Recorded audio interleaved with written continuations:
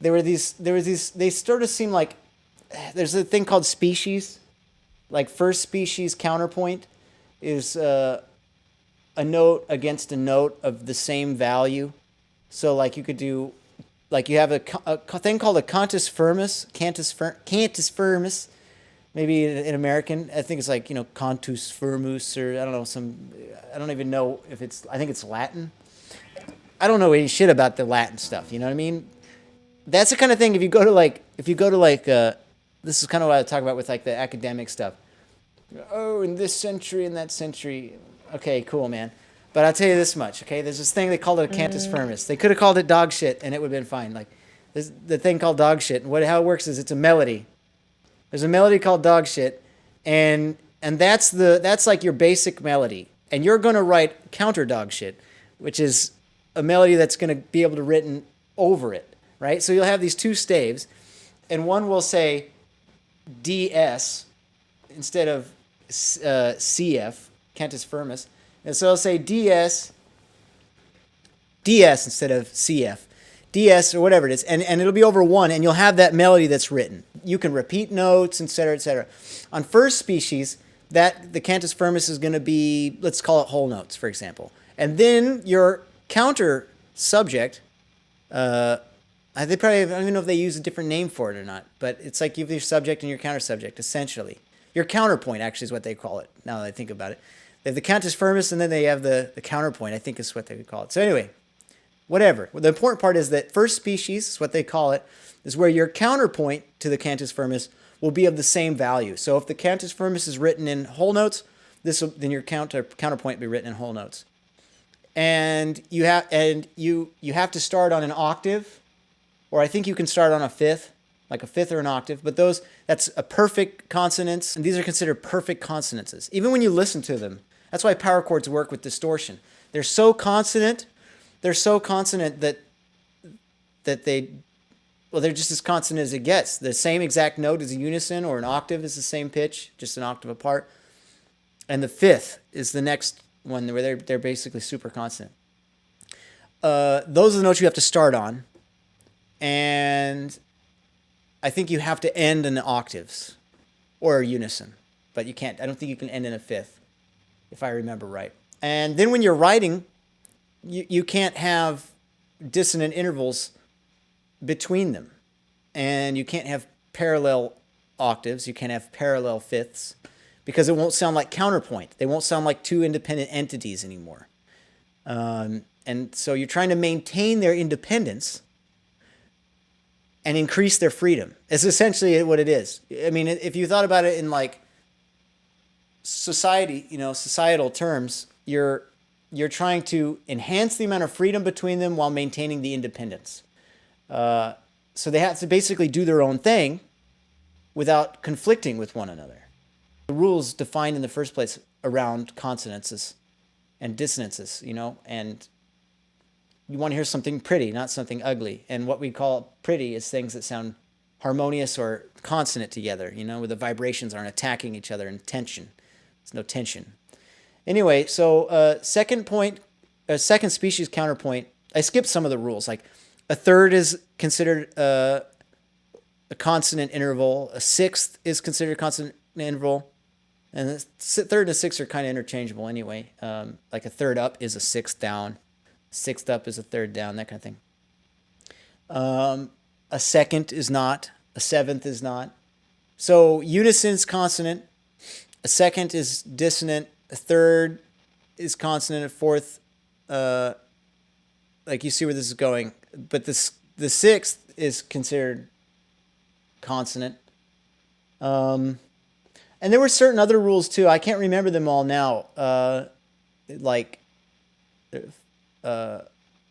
seem to remember one of them was like going up a sixth is okay, but going up a flatted sixth isn't. I can't remember exactly how it works, but there's a list of rules like that. And actually, what's really interesting is that you find that there's only one way to begin a song, and there's only one way to end a song. Essentially, in first species counterpoint. So then it's kind of that way in all of them up until the last one. So, even kind of in the last one.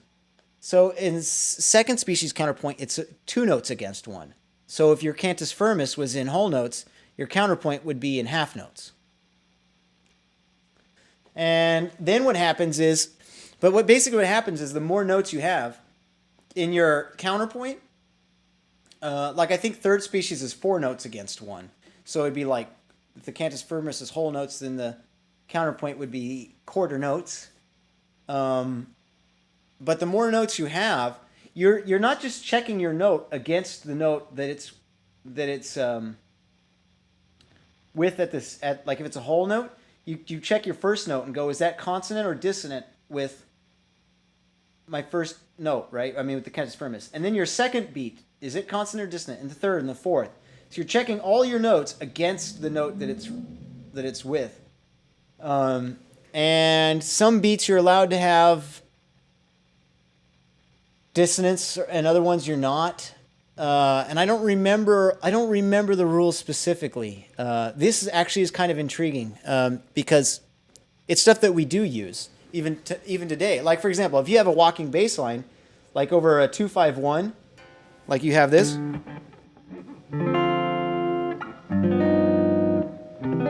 you're thinking in jazz world stuff. And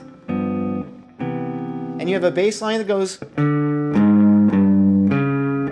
right? It's consonant, dissonant, consonant, dissonant, consonant. And it's really important that your consonant intervals are on like the downbeats of the new chords. You wouldn't go and while the guy plays this, you're going, yeah, like resolved everybody, you know. Now, this sounds kind of cool actually. But the reason it sounds cool is it's a 5 chord now that's altered, which means you kind of change key. So it'd be like, so this is kind of where Bach would start breaking rules, because like if like the well-tempered clavier came out, like meaning a piano-ish instrument that was actually in tune in all the keys. That was like a new thing. Because that was a new thing, he could change key all the time. So maybe you could do this, 2, 5, 1, and instead of going, which would be clearly resolved like that, or like, I'll keep it with triads because he wasn't doing 7th chords. Instead of doing that, I could go,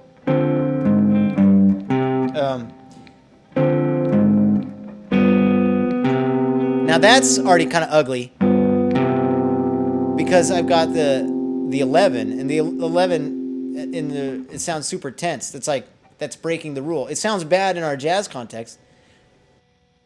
It's the same rules that they were using in the old days. So that's not so hot. Maybe if I do this to the 5th, because that's consonant. Also, the reason this isn't so good is because that's the chord we're going to. In theory, you'd expect your 2, 5, 1 would come next. The 5 wants to go to a 1 chord. And so if you do the 4 of your G, that is, any note would have been better than that one, essentially. This, or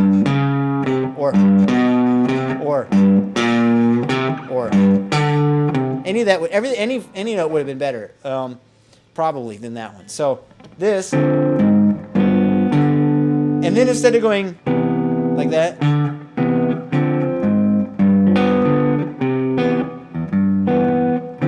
maybe it'd be kind of cool. The note I said, worst case scenario. Well, that's, as we can use in our jazz realm, we're thinking, oh, but this, I recognize it. I've done this all the time. I do that when I'm doing an altered chord.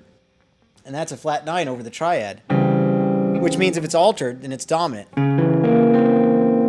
So there's my flat 7. I'll throw that in. And that means I've changed key. And then you got your 2, 5, to 1. Psych, it's a dominant chord. To 1. And so now your progression goes 2, 5, 5, 1. You know, and if that's at the end of your song, then what you did is you faked the ending. Well, in the olden days, you wouldn't call that the end. Like if I have a song goes, all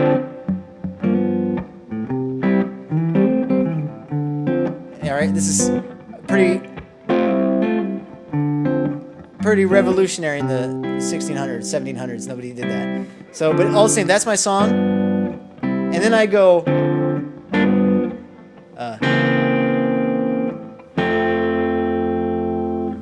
good night.